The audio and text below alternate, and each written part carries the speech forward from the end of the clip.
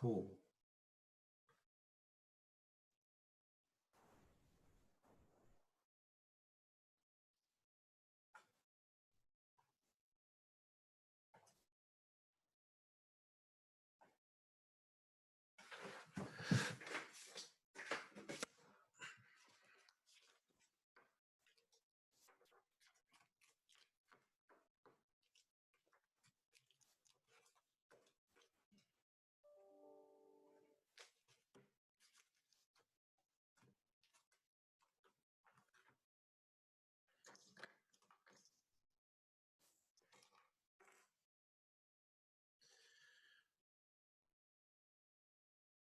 Hi everyone, Anula, Craig Wallace, Lavinia, Nathan, Russell, welcome.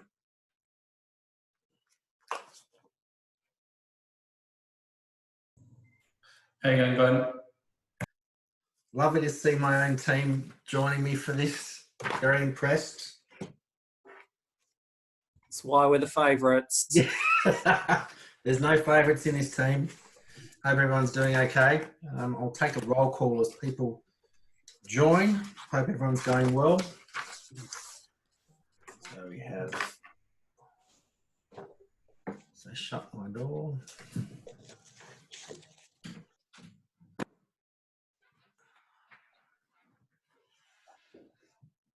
Okay, so we've got Lavinia, Anula, Russell,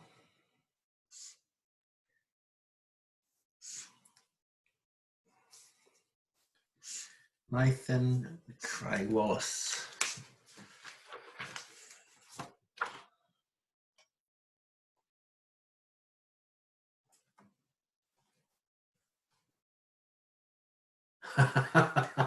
And no using the private Zoom chat today, Mr. McConkey.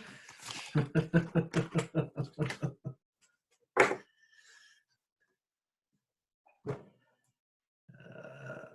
to do that one.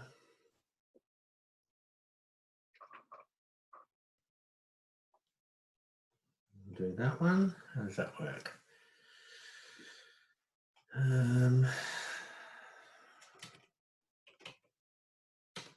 Zoom meeting, we'll share that.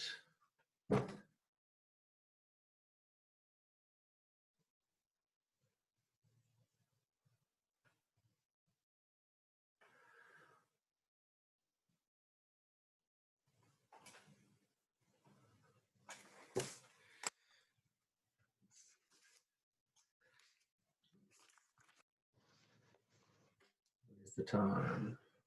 Hi everyone, it's just, for those that have just joined, it's just a shade before 5 o'clock. So we'll just wait for a few more people to join us. We've got 31 people who have registered. So thank you very much to those people who have registered.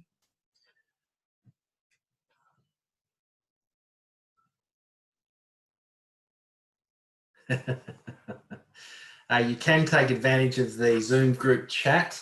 For those of you that haven't used Zoom before, it should pop up underneath one of the video screens. Just a reminder though, if you do want to send a personal message to one particular person and not all 29, just make sure you select them appropriately, otherwise everyone will see your message.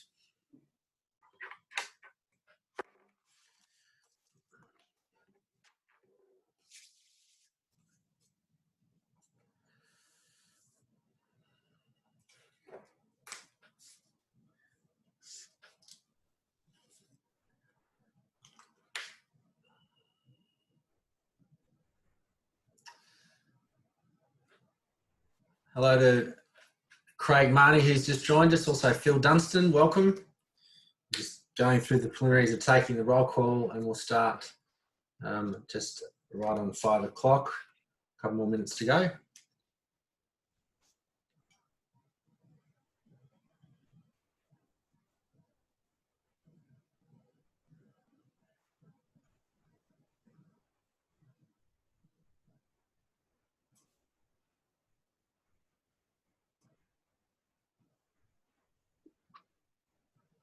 Why can't I get...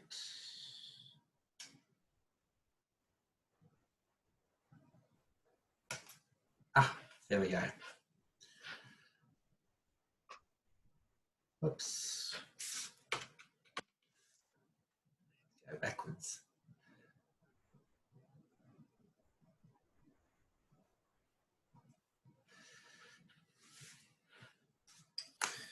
Just saw Terry Hicks join us.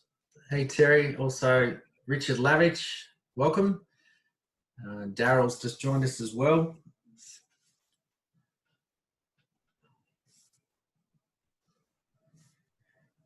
Welcome to Peter Cashin. We're just all waiting just for a couple more people to arrive and then we can get underway. Welcome, Michael. I know everyone's on mute at the moment. There'll be plenty of opportunity to ask questions a little later.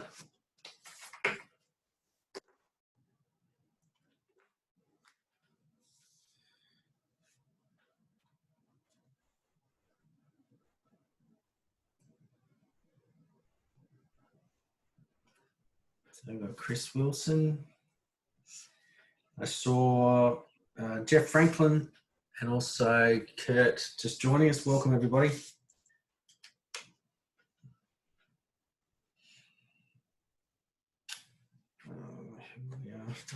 Maddie Sheedy from AV.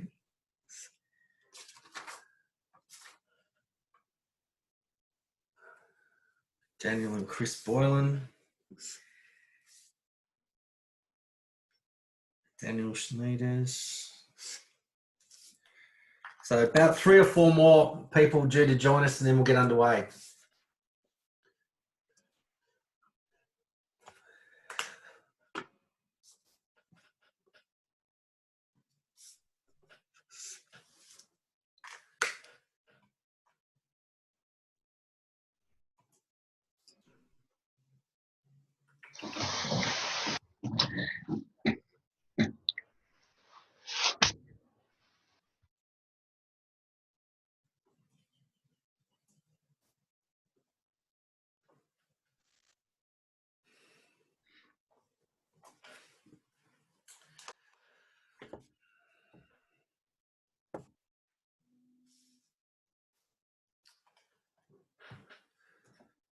Just wait another 30 seconds. We've got 1, 2, 3.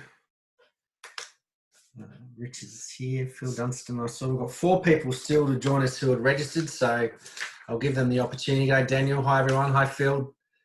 It's a plethora of TV screens and wonderful looking AV people. I don't think I've ever been so excited to see so many people on the screen at once. So I hope everyone's doing well. Appreciate you giving up an hour of your time today.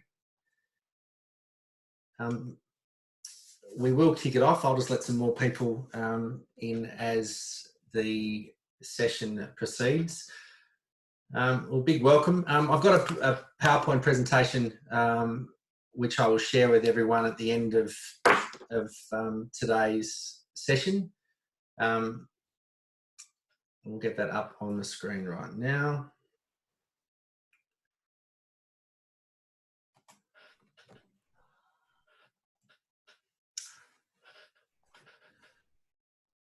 Everyone. First of all, thank you very much. Just some housekeeping, or let's have a look at today's agenda. Some housekeeping rules about how we're going to proceed with today's session.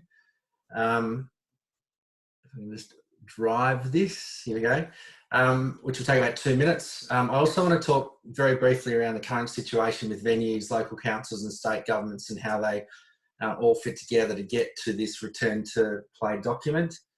Current restrictions, and then I'm going to spend a little bit of time on the return to play program. So my aim is to talk with you for about 30 minutes. And then if there's any questions, feedback or open discussion, we've got another half an hour on the session, so I'm more than happy to take your questions. Firstly, though, our meeting is being held on the lands of the Boonwurrung and Wurundjeri peoples of the Kulin Nation. I'd like to acknowledge them as traditional owners. I'd also like to pay my respects on behalf of everyone today to their elders past and present and any elders of any communities who may be with us today. Okay, let's go. Some housekeeping rules. Please stay on mute unless you have a question or comment. There'll be plenty of time to discuss any of the elements or any questions that you have. If there is a specific question about a slide or a particular concept, please feel free to come off mute and ask me the question, and we'll deal with it then and there. And today is more about an information sharing exercise about the implementation of the return to play plan.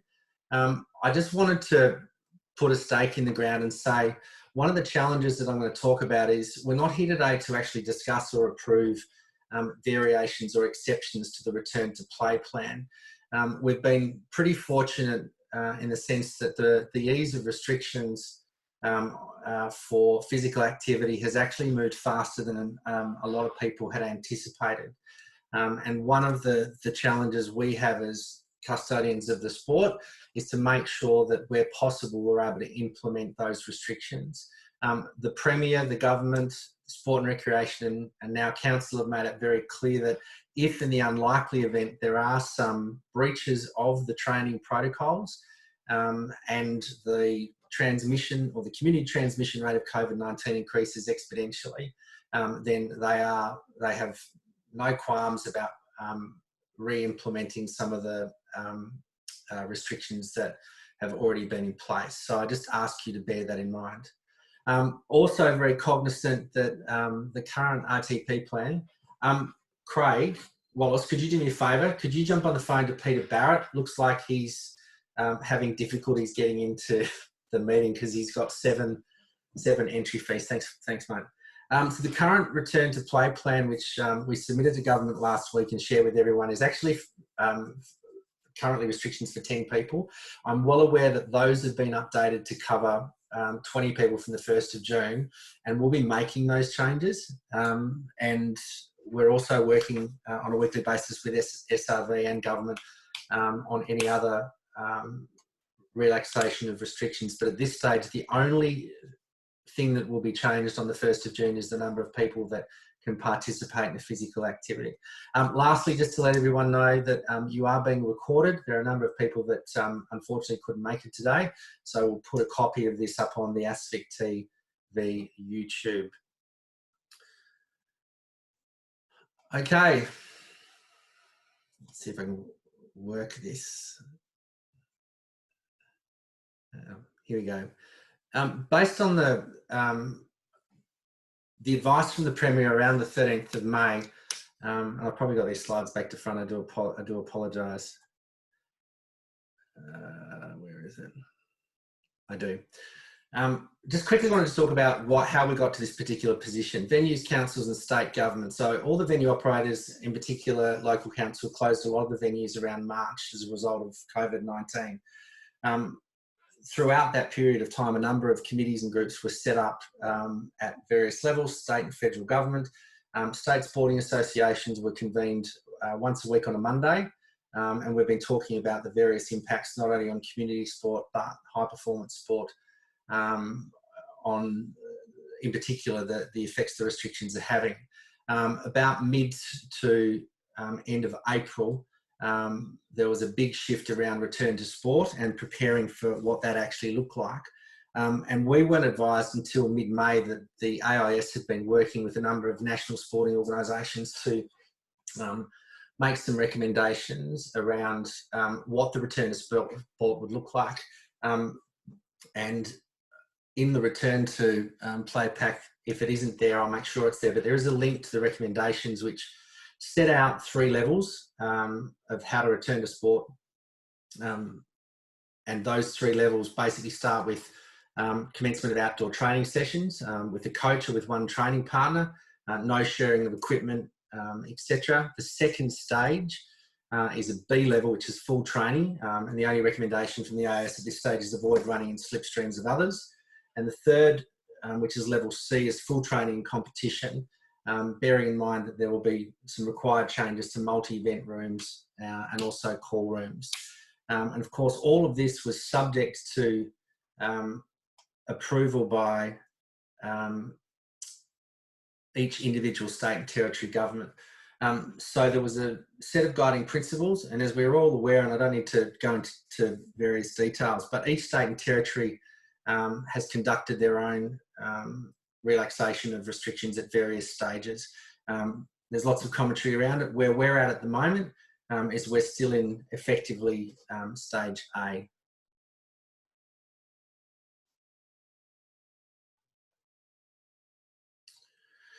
So on the 13th of May 2020, there was the stage 1 easing of restrictions. Unfortunately, we got very little time or advice about what that actually looked like. The Victorian government and Premier Andrews announced those restrictions. Straight away, a number of clubs and venue operators already contacted their local council and said, we like to reopen in order to conduct training. The conversations between clubs and councils continued, and this terminology, return to play, started to appear. And the return to play was a requirement from the state government that each state sporting association was asked to provide some advice and formulate a plan in which it could provide to clubs recommendations on how it would actually implement the restrictions and ensure that the training venue was a safe place and there was zero transmission or community transmission or risk of COVID-19. The challenge then became is that local government decided it really wanted to push back to clubs, and clubs were asked to provide individual return to play plans. We lobbied the government and said, we're quite happy to prepare the plan, hand it over to local government and clubs and or venue operators, and where necessary you can tweak that plan in order to be in a position to open your venue. One of the things that we were very concerned about at the beginning is that local government was asking AV to sanction, to authorise and to approve the reopening of each of the venues. That's not our responsibility, and the reason why it's not our responsibility is we take the view that we didn't close the venue in the first place, which is fine. However, as the State Sporting Association, we're happy to recommend, but we won't actually approve or sanction for legal reasons. We see this as a tripartite agreement between the Victorian State Government, local government and clubs, and the three parties need to come together and put together a plan and a set of principles around the use of that venue. And I'll talk a bit later. I've just got some insurance advice because I thought there would be quite a few questions a little later in the session around where we are sitting with our insurance. So the governing principles around what these restrictions are, and we'll talk about this a lot, and the terminology you'll hear quite a bit today. There's probably 6 or 7 that I've pulled out of the recommended restrictions from the Victorian government. First of all, it's groups of 10. Now, just remember, this is currently right at today. I know that on the 1st of June, things will change and we'll increase that to 20. The second important aspect is there must be physical distancing. So we've changed our terminology from the previous social. We must remain 1.5 metres apart. Third principle, no contact, no hugs, no high fives, no backhanded chats, nothing, or slaps, I should say. No competition. So any organised competition, whether it be an organised time trial with groups of more than 10 people, and I'll clarify that for those in a second, but no organised competition. So no shield, no high velocity, nothing of that nature. And confirmation that if it looks like a competition, say for example, between 2 training groups, whether it be 2 different coaches, if it looks like a competition, then government have made it very clear that at the moment there is absolutely to be no competition. Hand hygiene and good hand hygiene is also prominent. Maintaining a record of people that come in and out of the venue. Sorry, Craig, can you ring Peter Barrett again? He seems to be struggling. Keep a record of the individual's name, their email address, contact details, and when they attended the meeting. And that's predominantly to hand over to the Department of Health if they need to do any tracing in the hopefully unlikely event that we have a COVID-19 case. And the last is to enforce and report. And we've had several discussions with government. We don't want to become a police officer. We're more than happy to provide as much information as we can about people coming in and out of the venue. We don't want to put any of our clubs or members or committee personnel into a situation where they have to act like a police officer.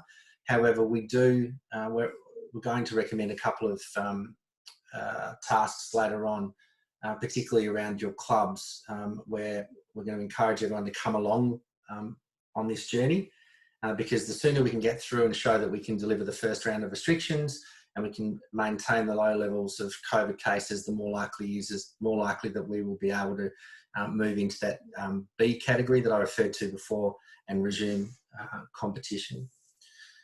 Each of these components will have a different meaning for your venue. And one of the key parts that we're not going to provide any advice on, but venue operators, committees of management, whatever your structure is that we're leaving it to you to actually determine the number of groups of 10 you can have within your venue. Each venue is different. Some have external fencing, some don't have external fencing, some have spaces and runoff areas, some have barbecue areas. And after talking to government, the logical conclusion was it's not really our position. You're the best people to determine how many groups you can have within that venue. More than happy to have a discussion with you as required. If you need to have, if you're after any advice. The second part is how to keep records, whether it's a paper record or an online. Each club's different. One of the clubs in Diamond Valley is using Revolutionised Sport, which has got a facility where, if necessary, you can create a training timetable and you can keep logs of people coming in and out. Signage, we're encouraging that clubs print out via the links in the return to play some of the federal government signage that has already been produced in April, which is around good hygiene, reminding everyone to be 1.5 metres and keep their physical distancing and have good hand hygiene. And also hand sanitizer and cleaning toilets and equipment may in fact be something that your local council already has a contractor for, or you may as part of a committee management team do that cleaning yourself. So while we've provided some guides, we think that each venue will be reasonably specific and be able to complete some of those recommendations and requirements. Glenn? Yep. Before we move on from there, has anyone got any experience with Team app as a means to do keeping records and so forth? We've had a look, it looks okay. I just wondered whether anyone had used it and had any feedback on it. Open it up to anyone on the call if you've used Team app. I just finished teaching the 5 weeks on Team app. It's not overly reliable. It does have a lot of information on it, but it's also extremely complicated system to operate. It requires a lot of downloading and uploading and all that sort of stuff. So in terms of just keeping records, it might be a little bit too complicated a system. Daryl, I'll take that as an action point, and we can share any information that people might provide. I've got Andrew Duncan and Craig Wallace will be looking after the chat room during this call, and if we do have any information, we'll make sure we pass it on to you, okay?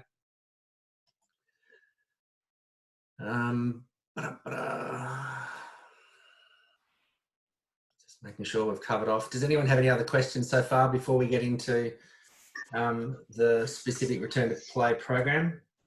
Yeah, Glenn, it's Jeremy here from Box Hill. Look, most of the stuff makes complete sense. The biggest challenge is just us keeping that list of people coming in and out of the grounds, and it's got to be blindingly simple, because if anybody's got any good ideas how to handle that, using pen and paper won't work, because you're just passing, you've got to clean your pens down every time. So if someone's got a very, very simple email solution to people coming in and out, would be greatly appreciated. So one of the things I recommend in the document is Google Docs, if you have had experience with that before. It can be used as an online booking system. We can, at a pinch, create individual events for each of the venues via our CRM. It will be a little time consuming in the sense that we will need to print off and email you information. We can do it that way. But I can also have a look at speaking to a couple of our IT providers to see if there's something that might be we can hook up straight away. One of the apps that we use, and Craig and Andrew Duncan and Craig jump in. We've got 2 accounts with SMS providers, which are relatively cheap and easy to set up. That's good for disseminating information and with a yes or no response. But let's, if anyone has any other information they want to share, they can do it at the end of the discussion, but we'll also take that on board, Jeremy. So delving down very quickly, because I'm cognizant of time and I want to open it up so people can have a conversation. So return to play, the first principle, and this comes from the return to play template that you've all seen. A lot of this information has been collected from various sources. Personal hygiene is paramount. Obviously make sure that there is hand sanitizer within your venue. We do suggest that there is a safety officer appointed, and we'll have a bit more to say about that a little later in the presentation. The safety officer doesn't have to be the same person. It could be a shared role. It could be a coach, for example, or a club member that will be able to monitor and just make sure that the processes that are in place, and these processes are the ones that you eventually agree with council. Some councils will take this return to play program and they won't amend any aspect of it. There are other councils that may want the club's input to talk about the impact, e.g., do we have the resources to appoint a safety officer? What's that going to look like? What are the opening hours going to be for our venue? And so there's a amount of work and discussion that we encourage, particularly with the councils. There are already examples of government posters that are contained in the return to play. So they're relatively easily printed off. If any clubs have got issues with access to a printer, then we can print a number of posters off and have them delivered to your venue as required. The other thing is we've done a deal with a provider of hand sanitizer. We can get a 5 litre bottle, which is 70% alcohol. It comes from an ethanol base with aloe vera, so it's very sensitive to the skin, and it's $70 ex GST for 5 litres, which comes in a big pump pack, which, based on my unscientific research, is a reasonable price considering the current set of circumstances. And again, the impetus around the return to play, you'll see in the lower bottom of each page, just reminding everyone to keep your distance, good hand hygiene, get in, train and get out, don't attend if you don't feel well. But the biggest one that I think is going to be the most difficult to enforce is making sure that our wonderful athletes do not spit. Physical contact, fairly straightforward. No high fives, no hugging, etc. Avoid drafting. One of the key principles from the AIS is that if you are going to do some track work, make sure you run beside, not behind. If you do run behind, make sure you keep your physical distance. Some examples that we discussed, particularly around training for coaches, is allowing athletes 5 to 10 to 15 seconds between each rep from their start point, but reminding them that don't tuck in behind. There is some research coming out at the moment, and I'm only sharing this for complete transparency, but it's sitting with the Chief Medical Officer at the moment. There is some concern about the potential community transmission with heavy breathing activity, in particular running. And some people that run with their mouth open, that's currently sitting with Sport and Rec Victoria. We're trying to get a seat at the table because clearly the consequences, if there are going to be any concerns about heavy breathing, the potential transmission will be devastating, not only for training, but also for return of competition. So, as I said, I'm not sharing that with you to be pessimistic. I just want to be completely transparent. And this goes all the way back to the AIS, who are providing advice at the federal level. But the AFL and rugby league will be fine, no doubt. Well, yeah, I hear your point. The difference is that they, the amount of money they're putting into testing, and I wish I had the budget to do it. They're testing, I think, twice a day now, before and after each match. But yes, Jeremy, I did get a kick in the pants from the director at Sport and Rec when I made the same comment to the minister a couple of weeks ago. And just with the physical contact, when you're making your decisions for each venue about whether you could have 8, 9 or 10 groups, just apply common sense and make sure that, you know, you're not actually putting the groups on top of each other. We're fortunate to have 36 all-weather tracks, so we have plenty of room, particularly on the front and back straight. But again, rely on your own risk assessment and common sense around physical distancing. Arrival and departure is another key point in the template. The key message here is get in, train and get out. Some recommendations, perhaps stagger arrival times and departure times. One for you, Lynn Owen, avoid car park conversations. I'm guilty of that as well. But if we actually lead by example and a quiet word to anyone that might be lingering around the car park, again, it just takes us out of the prospect of making sure we enforce all of the requirements. Spectators and gatherings, unfortunately none are permitted, but note though, if any of your athletes require a guardian or a para-athlete needs a carer, then they will be included in the total group count. That was a point fairly well written by government when they released the conditions. We have to make sure that we cater for our para-athletes. And in some cases, you may find that 3 or 4 or 5 athletes coming in at the same time may need to be coached in a separate group by a separate coach. But again, we'll leave that up to each individual club and the athletes that participate at the venues. There are some recommendations around online training booking systems, particularly to make sure when you can account for when people come in and come out. Again, if you have any issues with those, my suggestion is you speak to council first. Some of them have really good booking systems. If they don't, then we can certainly help you find an alternative. The biggest one is around sharing equipment. At this stage, there's no sharing equipment. However, we have acknowledged that a lot of our athletes will have their own. Again, some recommendations: if you have personal throws equipment, make sure it's cleaned prior to each training session. Keep some disinfectant wipes in your bag in case you need to re-clean your equipment. And of course, make sure you're the only person that uses it during the session. While clubs and venues have got their own equipment, it doesn't necessarily mean that we're suggesting they have to make it available. It will be up to each individual club and venue to make that decision.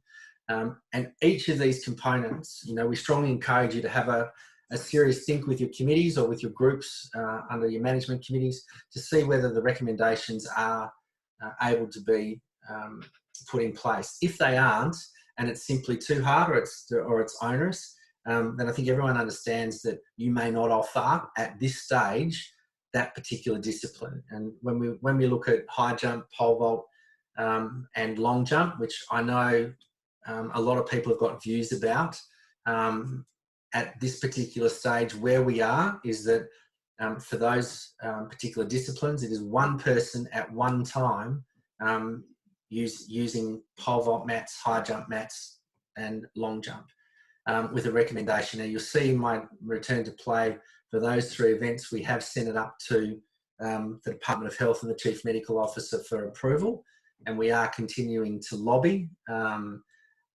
with various interest groups, the pole vaulting group and the jumping group, you know, explaining, you know, that there is a low transmission rate. But again, as I mentioned to Chris Borland today, one of the challenges that we have here is that we're coming out of a period of isolation, which has lasted just on 2 months. It's had, you know, major economic challenges, not to mention all the family challenges here. And in 2 weeks, we've been asked to open up and return to training, and those restrictions will be lifted relatively slowly. So it is a very frustrating and challenging period. I acknowledge that, but the sooner we can make this happen and it's effective and we can keep the transmission rates down, the more likely we're going to get to the easing of further restrictions. Group and team activity is another interesting set of criteria, and thanks to Kurt from Glen Huntley, who contacted me about the way I described something. I've subsequently amended section 6 on page 11 and sent everyone around a new copy. The position is very simple. one coach for one group of 10. One coach for one group of 10 doing different activities in smaller groups around the track or field. So if some are doing 600 metre reps, some are doing 1K reps, the answer is yes, that is all permissible. But the focus, according to government, is one coach for one group of 10. Now, the challenge comes when one coach has two groups of 10. Now, bearing in mind, I know that things will change on the 1st of June and the document will be changed accordingly. But at the moment, one coach cannot coach two groups of 10 at the same time at the same venue, okay? We've even had some discussions around, well, what about assistant coaches and what about the coach overseeing? If a coach is looking after two groups of 10, however way you cut the mustard, it's not permitted. So it's a matter of scheduling training after each other. So a coach can run a session from 4 to 5, have a 15-minute break to make sure that people come in and out, and then at 5:30 start the next session. Again, I'll keep on saying, I get that it's challenging, I get that it's frustrating, but this is what we've got to deal with.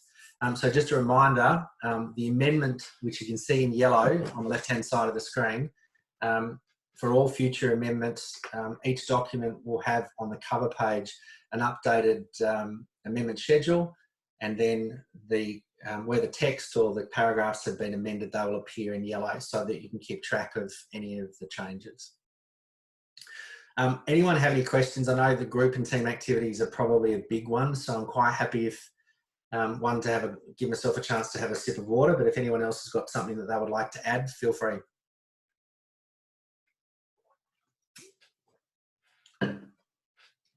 Cool. Indoor activities, this will be a quick one. Currently prohibited, although that will change on the 1st. The club rooms, change rooms, gyms remain closed. We recommend that you put up some adequate signage just so people are aware. Toilet blocks can remain open. And a reminder, I'm not sure what everyone's individual venue cleaning protocols are, but just please make sure that there are soap dispensers and paper and that they are regularly checked for those people that are using the venue. The travel component, we are expecting that some of these restrictions will be lifted going forward, but at the moment, there are restrictions on the distance people can travel. The example that I used, if you live in Geelong but want to train at Casey Fields, and I'm sure Richard Lavich is chuckling, why would you leave the wonderful city of Geelong? It's an extreme example, but I just wanted to highlight that, and it will come down to your own individual discussions with your local councils and also within your committee of management. Some venues only allow their club members to train. Some people have an open policy, but the principles around beating this virus is to make sure that we're able to do things efficiently and effectively, and that means in this case, you know, we don't expect people to be travelling 50 or 60 Ks at this time for a training session. High injury activity. We're lucky we're not a contact sport, although I've seen quite a few people in that position during 800 metre races. But again, let's be sensible about it. Remind all of our athletes who might be doing field event training to continue to be vigilant. Same with on the track. Make sure you maintain 1.5 metres at all times. The best way to do that is to run in a lane next to the person. It's about 1.15 metres. So we encourage coaches to make sure that athletes remain 1.5 metres, keep their physical distance. We hope that there's any physical contact between athletes. And again, it's just a reminder, no high fives, etc. I'm racing through this pretty quickly. Again, if you have any questions, let me know. We're about 4 or 5 minutes before we get into our group session. Some protocols around the return to play. Keeping records. Understand the reason why we need to do that, particularly with contact tracing and the Department of Health. It's one of the requirements that we tried to negotiate, but all venues are asked to keep records of attendees, first name, phone number, date and time of attendance. Also at that point, it's a great opportunity when somebody is signing in, if they are signing in physically or even online, is to have a summary of what's expected of them during the time that they're within the facility. Reminder of the 6 to 7 basic protocols around keeping your distance, no spitting, no sharing equipment, etc. The more we can actually have that at the front of our mind, the more likely it is that people will continue to observe those requirements. The other most important part is up front, reminding people that if you're unwell or have any of the following symptoms, high temperature, sore throat, shortness of breath, fever and a cough, then don't come. If during a training session someone starts to show those particular symptoms, then we're asking coaches and we're recommending highly that if you've got a venue manager there or someone at the time, we ask you to leave the venue as soon as possible and seek medical advice.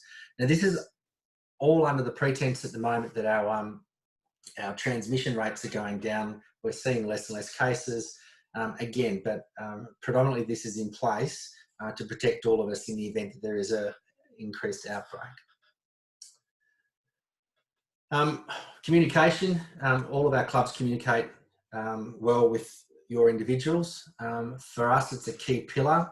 Here is an opportunity when you look to reopen your venue is to set the tone and standard of your expectation around using that venue.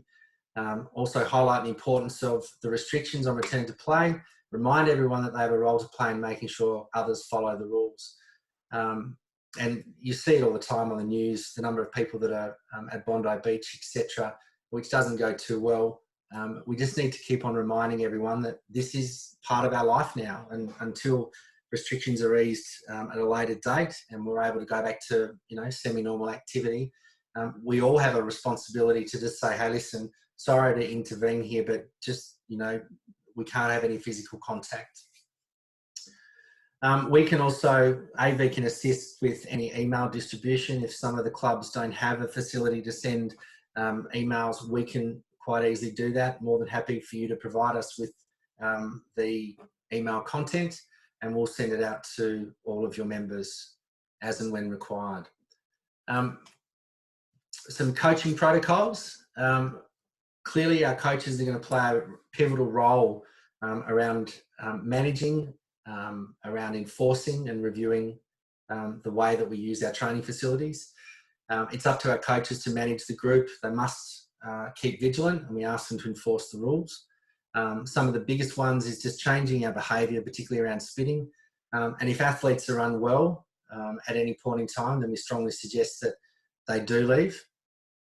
So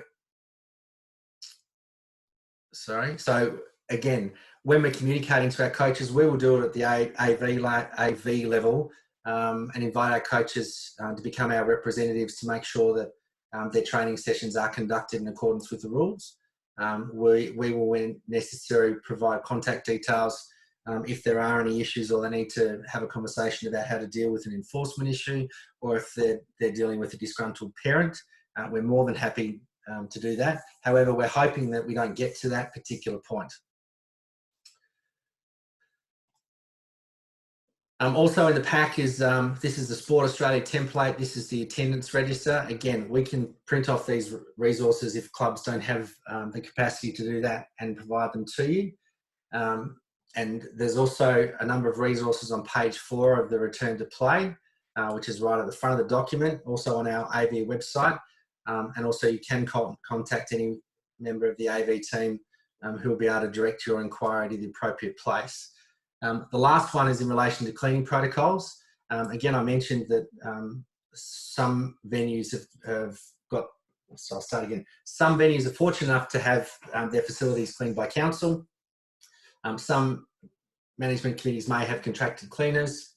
There is a significant pack at the back of the document from WorkSafe Australia, which sets out a plethora of recommendations, and that looks at how to clean various surfaces with disinfectant and or alcohol based up to 70%.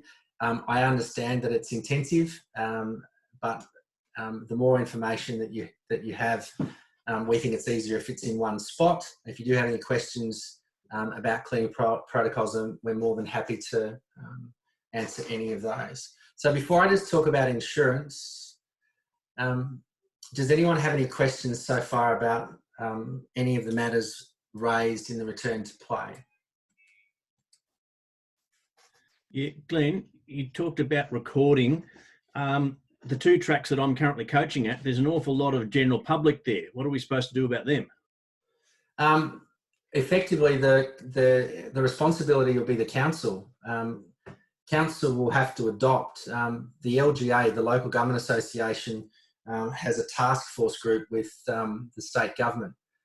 So I'm more than happy to feed that back up through the channel and say that some of the venues are already open to the public.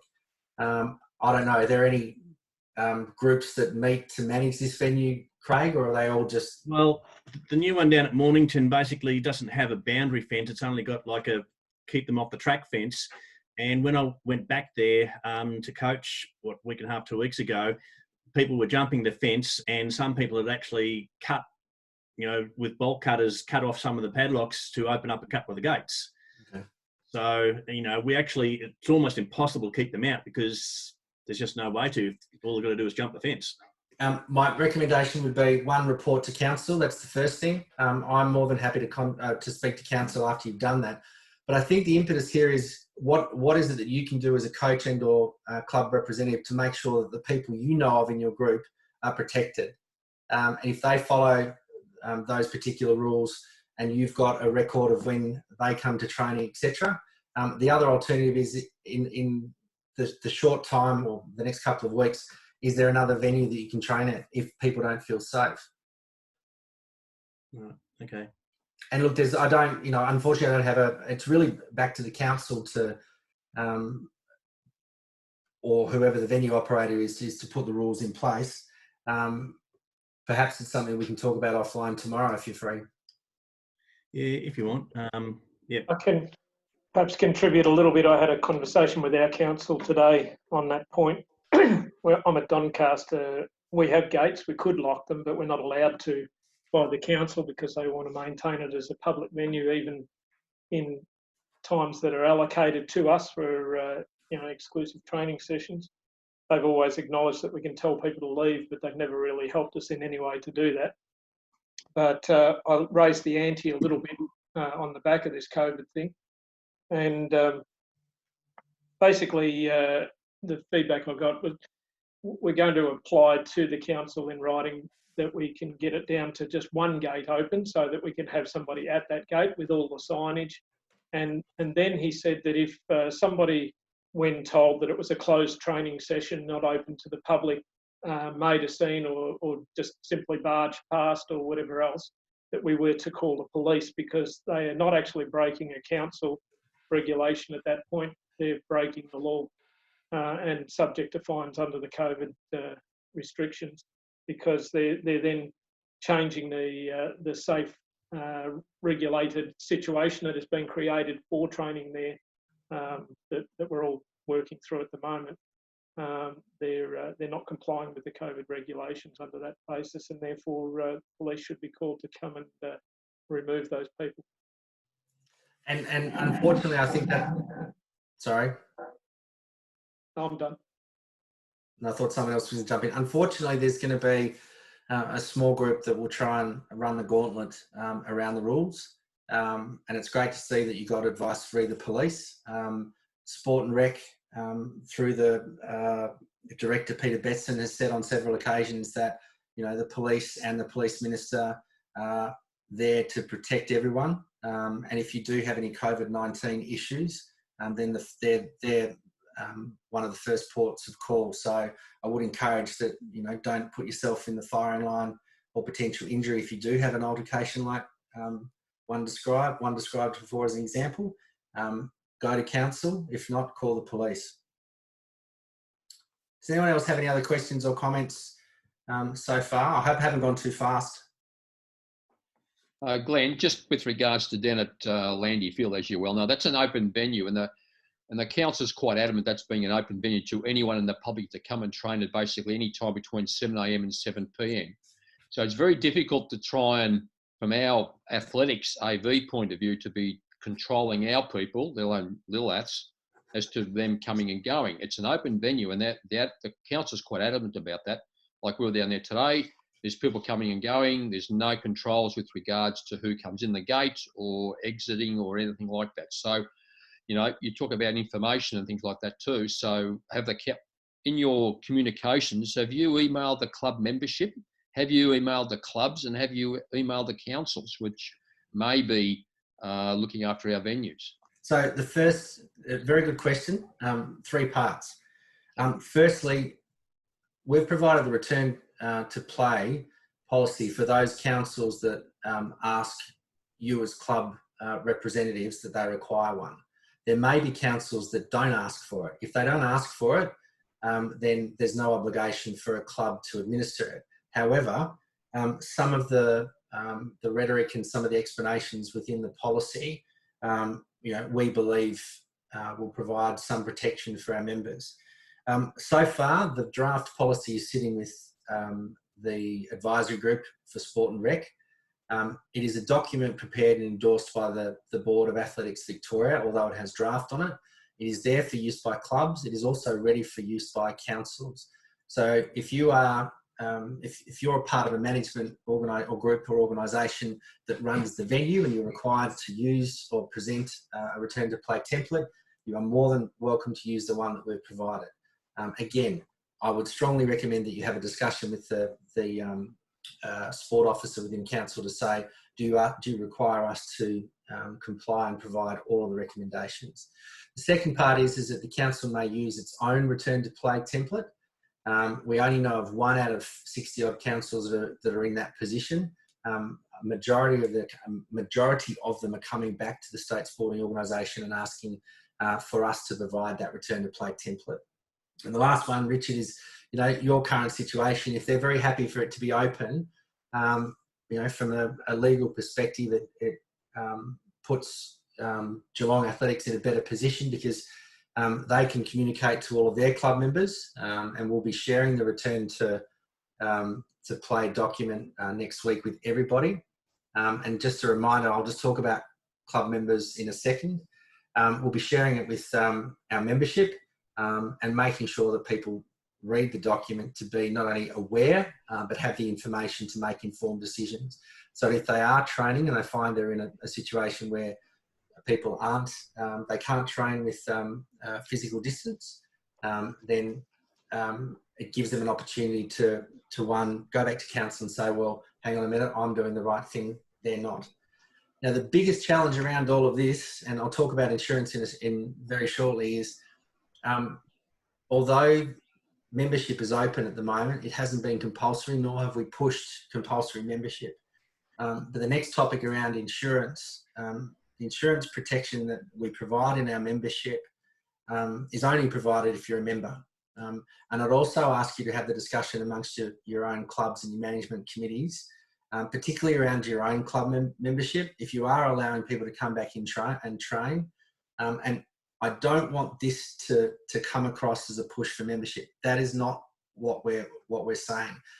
At the moment, expired members that come in don't have access to any insurance, whether it be, so don't have access to any personal accident insurance, and are, or potentially could be a concern for people and clubs that operate a venue. So I just provide that information for those that do operate a venue, and just to bear that in mind. So where we are at the moment with our insurance cover, we've had confirmation today that personal accident only covers sporting injuries. It doesn't actually cover illness. It never has. So if someone actually comes down with COVID-19, just for clarity, they're not covered. Public liability insurance, and as I said, I'll send you this pack. Again, our public liability insurance is still in place, and what it requires is all of those clubs that manage a venue, where there are laws, regulations, restrictions, requirements, whether it be at federal or state level, there is an obligation for those clubs to make sure that they are implemented. Again, we recommend in the document that, you know, we provide hand sanitizer and wipes, that premises and equipment are cleaned, etc. Just to be 100% clear, if one day, for example, you know, the volunteer didn't clean the venue, it doesn't mean that it's going to void your public liability insurance. So I just don't want people to get scared that it's becoming a draconian society where you have to absolutely do everything. It's like you were previous to this. If you were managing a venue and you opened it up at 4 o'clock and you closed it at 7 o'clock, then you're responsible for what happens to that venue during that period of time. Where the council opens the venue, it's a different set of circumstances. Council manages the venue, they open it, they allow people to come in, they treat it as a public area, that's fine. If you have your club training at one of these venues and it's publicised through your website and your coaches are accredited and they've all got their insurance and it's an organised activity that you do Tuesdays and Thursdays, etc., your public liability insurance will be in place. Does anyone have any questions just on the insurance aspect? I've spoken for far too long, so I apologise. Does anyone have any general questions or comments or thoughts? You know, Jeremy. Yeah, look, just a very quick question. So you've got the draft guidelines. It's now up for us, like Whitehall City Box Hill Athletic Club, to go to Whitehall City Council and say, hey guys, so the council is now responsible for opening up the Box Hill Athletics track. Is that it? Well, whatever the arrangement is.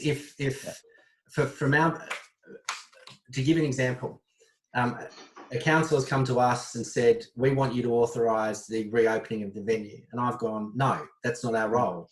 Our role is to work with councils and our clubs and support our clubs to get the venue open. Oh, okay, we need a return to play. So in particular, I spoke to Olivia today and we had a conversation around why is the word draft on the document.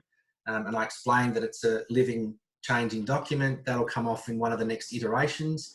And so she had a concern. I've rewritten back to council saying, this is the purpose of the document. You are more than happy to use it.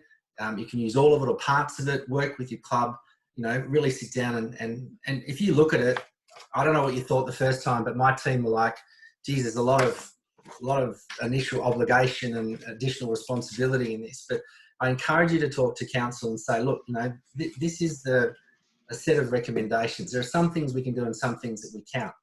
Where's the middle ground in order for us to open up and return to training? Of course, on the 1st of June, that'll go to 20 people. And then there may be even more restrictions lifted, you know, as we progress. But I encourage you to have the conversations with council. So I'll just go to council now and say, you've got the documents, we're right. Just to give us a tick, because they closed us, so they need to open us. That's fine. So we'll do well, the question is that, you know, what can you deliver under here? Like the challenge for Box Hill and so forth is, you know, how is Mark going to run pole vault? That would be my first question. You know, maybe. Well, that's the issue. Yeah, I don't know. Look, as long as council wants to waive that, that's fine. But is that the best solution? I don't know. I mean, there's a reason why you put that in the guidelines. So I assume there's science behind why you got to only have one person using the pole vault or the sandpit at a time. Well, that was the recommendations from the AIS. Well, I think we'll have to, as a club, we're not experts. We'll just take what the AIS recommends. So we'll have to enforce that. Sorry, Jeff, you look like you're going to ask a question. No? Just to continue on with that draft wording on the document, Glenn. Yeah. So I've sent that document to the council as well. In the back of my mind, I can picture them saying, it's only a draft, so we'll wait till the final issued version comes out. What do I say there to them? Just say, well, it's effectively the document and it's only a draft because that allows further changes, rather than issuing it Rev 0, say, and then calling it Rev 1, 2, 3 if there's further changes. So I'm very happy at, and I didn't want to, what do you call it when you fill up your email box? I sent you a 3 meg revised document at 4 o'clock. I'm happy to take the draft off today and make it the next version, because it sounds like councils are ready for it. The reason why I sent it round in draft was that you wonderful people of the first lot have had a look at it. You may have picked it apart and gone, Glenn, this is so onerous, you have to go back to the drawing board and start again. But if everyone's happy, I'll take the draft out and recirculate it tonight. You can send the next version on. There will be another version coming on either the 30th or the 31st of May, which will amend to 20 people. But if you're happy to pass it on, not a problem. We'll get the draft of it tonight. Yep, no, it's good. Thanks. Glenn, would you envisage any changes aside from the number 10 going to the number 20? Government have said that that's the only change. Yeah. The word draft, I mean, is this a editable document? Can we take that document as currently circulated? Are we able to edit that? Is that If in that format? what I'll do is I'll make the Word version. As soon as you edit it, though, it becomes your document. So you put, my understanding is that's what we've basically got to do. Certainly, from our perspective with Manningham, we've got to make it our document, and so this is what we are prepared to do. These are the regulations we're going to put in place. Please let us open the track under these on this basis. Cool. I'm happy for you to have a Word version and a PDF, and if you need to amend it, then it becomes an agreement. All you need to do is change the cover page and make sure you put your club name and the council. Yep. I had Jeff and Lynn. So, Jeff.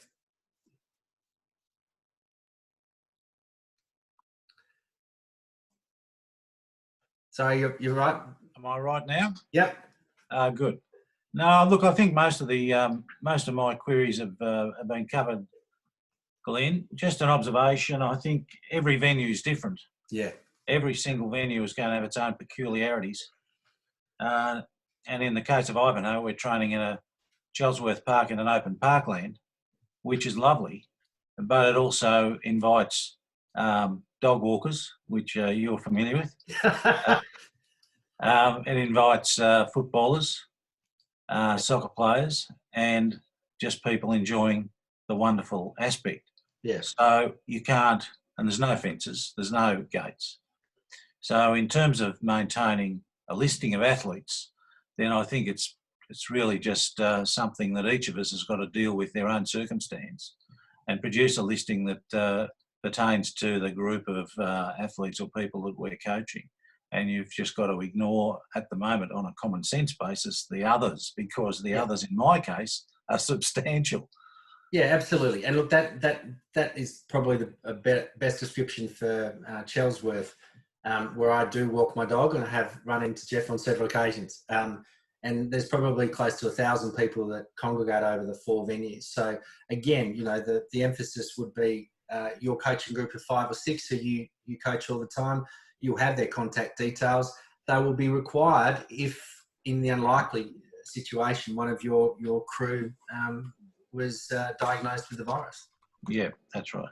My only other comment, Glenn, was just in relation. It's really not our role, but I am in possession of a report, scientific report that came out of the States in relation to categorising different risks, higher risk types of venues. For example, like theatres, the obvious indoor gatherings and so forth. Now, I know it's not your responsibility. I'm happy to send you a copy if you're interested in it.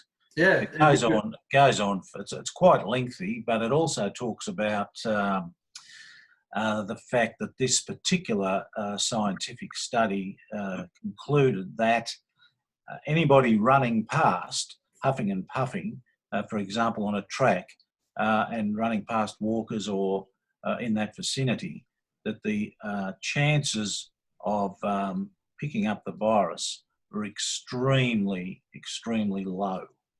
Okay. That was there. But then I'm not sure that the Americans are probably in a position to be giving advice at the same time. No, I appreciate that. Lynn, and then we'll go to Chris Boylan. Lynn?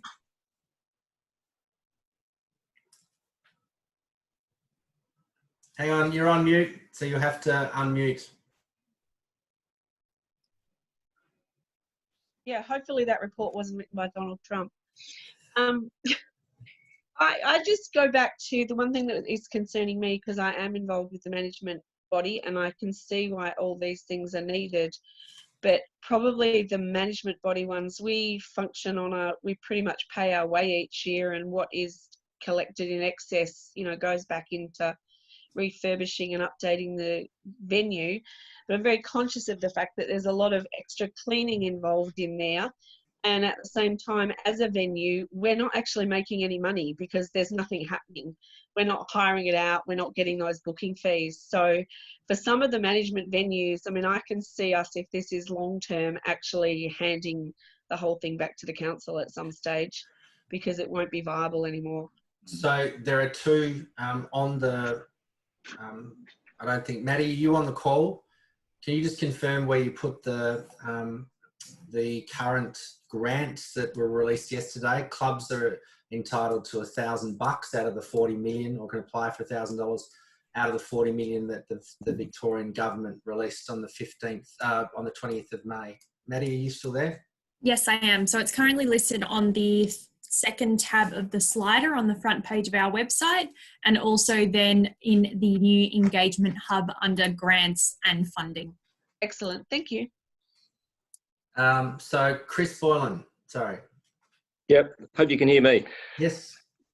Couple of things. Yeah, for a cleaning site on our venue, the council have actually, well, we're actually specifying in the council as well that it's not going to open. So even under the new guidelines next week, our club rooms and toilets won't be open because we can't keep up with the cleaning, and I don't think the council want to do it either.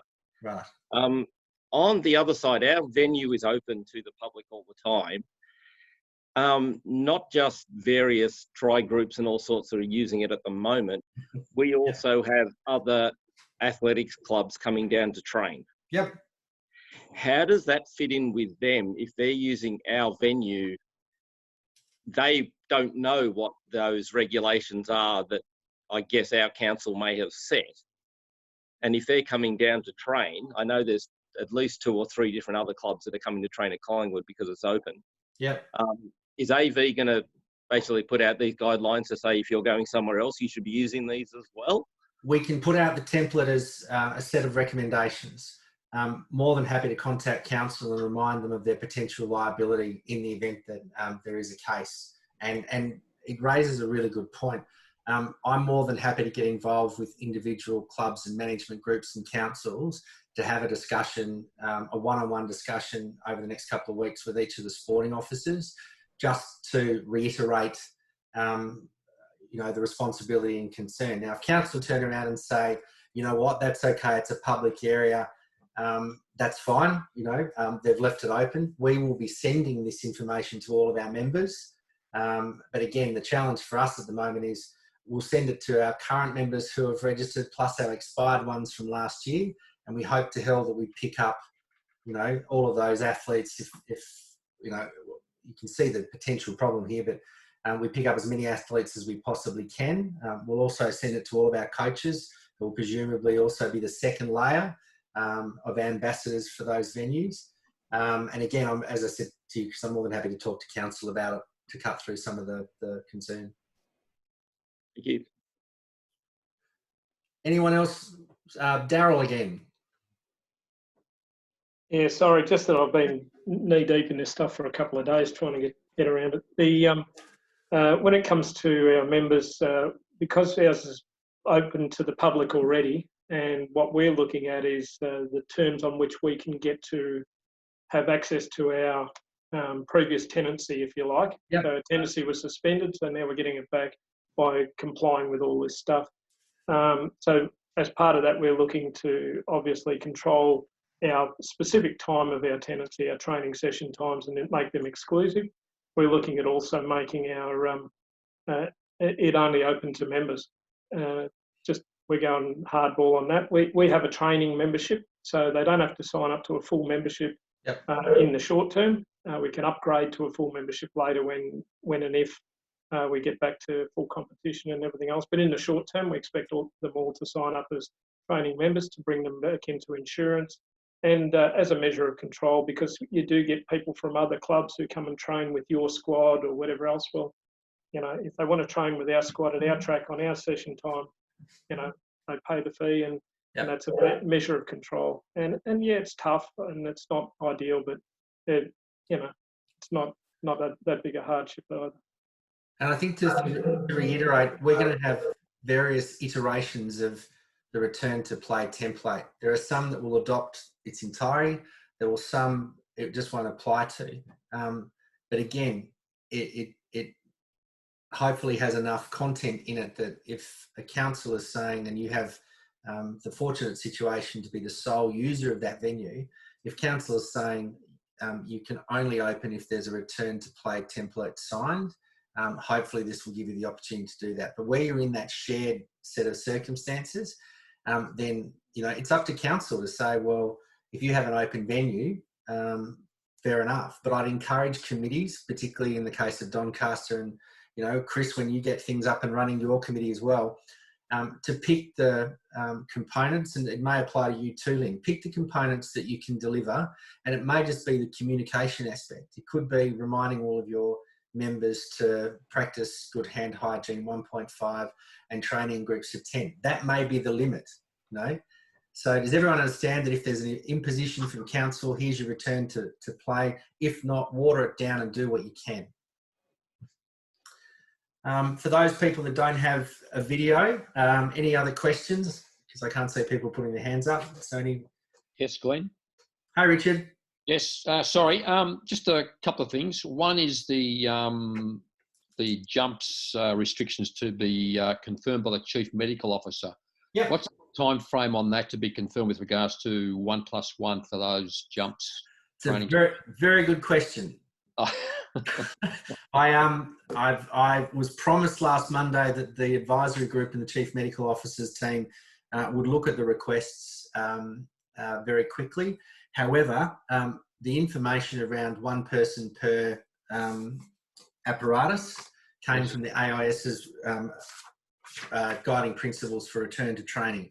We're still in the A category, so I would say that it is unlikely. And the challenge is I get people are wanting to get back and train, but unfortunately the position we're in at the moment, they can train one person at a time as set out in that in the document. That's not a problem, but any further relaxation of those requirements, I don't see coming for some time. Okay, fair enough. And just on that, with regards to the word draft, you'll take that off the document, and next week you'll be sending it out to all the clubs and membership. I'm going to do it the clubs and people on this call now, and then it's already up on our website, but we'll be sending a dedicated communication, and we'll probably do that communication just around the 1st of June, so people are aware that the 20 people rule comes into play. That makes sense. Yeah, that's fair enough. Instead of doing it twice, no point doing it twice when most of a couple of days things change quite dramatically. So that's fair enough. Any more questions before I quickly titillate you with an update on competition? Yeah, Glenn, just back on the jumps. If you're fortunate enough to have more than one jump pit, can that mean a coach can actually have 2 people jumping? Your risk assessment, Craig, would be? Depends on the circumstances. Yeah, and also physical distancing. You know, if they're side by side, if it's one person in the jump pit, again, it complies with the 6 principles. We just have to make sure that athletes are aware of how they walk in and walk out, and no physical contact. Yeah. All right. Any other questions? Just quickly, while this has all been going on, the entire AV team has been working on what return to competition would look like. And Richard just reminded me, because he's asked me a couple of times via emails. It is a very good question. We're working on about 6 or 7 different alternatives for our cross-country season, on how we're able to move a designated number of people. At the moment, the rules say that we can have 10. Actually, the rules say we can't have any competition at all. So the first thing that has to happen is we need approval for competition to be conducted. We're working on a number of scenarios, including if competition is approved, what's if the minimum number of people or the maximum number of people is 100, what does competition look like? The sport delivery team have looked at a couple of venues, and there are some possibilities for cross country, but where we're sitting is 250 is probably the number we need in order to conduct a financially viable competition. Regarding summer competition, well, all bets are off where that's concerned until we're able to get the green light. We will have to look at implementation of some of the current restrictions. It may be around good hand hygiene. It may be around call room. It could be around a combination of these. It may be around the way that people throw the discus, including, you know, no more chalk, individual implements. There's a fair bit of work going on at the state, but also at the national level. And the national calendar is a moving feast at the moment. What we do know is that the National Cross Country Championships at this stage are still on the calendar. Some of you may have read some rhetoric floating around some of the websites that the Advisory Tourism Commission to National Cabinet are recommending that domestic flights come back into play on the 1st of June, and that an international travel bubble is created with New Zealand with the prospect of returning international flights on the 1st of September. There is a lot of lobbying going on from various groups, including athletics. We're lobbying both the state and the federal level. On the competition side, one of our challenges is we need to ensure that the government is absolutely aware of what it means to lift restrictions on competition. In particular, it has to be done hand in glove with the number of people that are able to participate. For example, we need 250 as a minimum. We'd like no restrictions in the best world in order to get competition back on track. So there's a bit going on. So I just wanted to, and I know we're 10 minutes over time, I'm so sorry, but I just wanted to share that with you. So I hope everyone found this helpful. It hopefully provided a bit more clarity. As I mentioned, the video will go on YouTube with me stuttering and all. I'll send out the presentation pack as well. Tonight we'll send out the revised RT return to plan with no draft, and also a Word copy. And for those of you who are coming to the annual general meeting on the 29th of July, just a reminder that all clubs have to make sure that they've paid their affiliation by the 30th of June if you want to vote. Wonderful to see you all. I hope you're all hanging in there. Tough times, but thank you very much for giving up an hour. My best to you and the family, and we will chat again shortly. See you, everyone. Thank you. Bye.